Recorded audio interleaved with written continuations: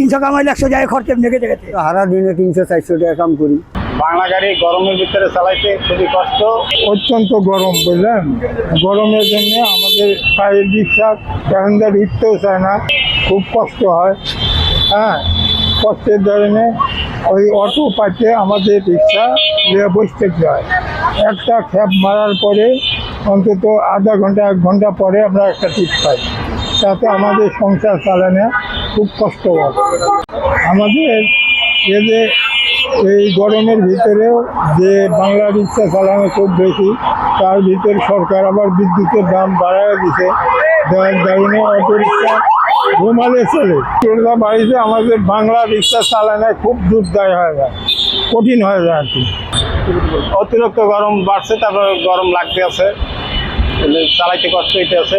Auto গাড়ি অনেক বেশি।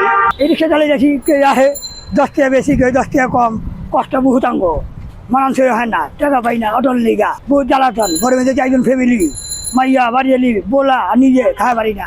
300 কামাইলে 100 যায় খরচ এমনি গেছে গেছে, আর 200 লাগাই যাই হয় না সংসার, বহুত কষ্ট মনে। এই জন্য বেরিয়েছি, আবার 10 মারছি সকাল 10টার থেকে আজান দিব হবায়। এই যে টাইম 500-600 থাকে, বাড়াই পাই না। আমাকে গাড়ি তোলেই না, অটো রাখছি, রিক্সা লেগে আমার গাড়ি তোলে না, ওই অটো লিয়ে যাই যা, আমরা বয়ে থাকি। ইনকাম মনে করেন 300-400, সারা দিনে 300-400 টাকা কাম করি।